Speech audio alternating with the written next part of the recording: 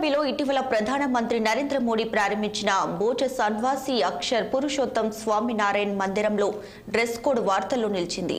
మార్చి 1వ తేదీ నుంచి ఇక్కడ ప్రజల దర్శనాలకు అనుమతిచ్చిన నేపథ్యంలో నియమ నిబంధనలు, భక్తుల డ్రెస్ కోడ్ కి సంబంధించిన నియమాలు, మార్గదర్శకాలను జారీ చేసింది. ముఖ్యంగా క్యాప్స్, టీ-షర్ట్లు, అభ్యంతరకరమైన దుస్తులకు నిషేధించింది.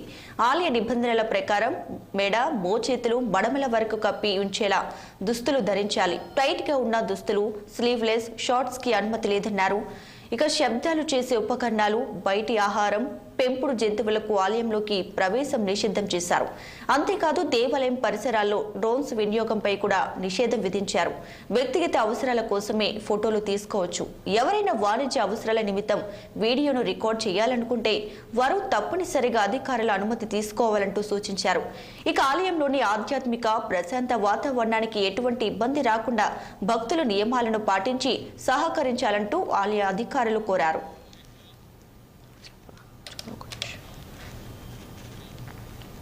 ఇవి అప్డేట్స్ చూస్తూనే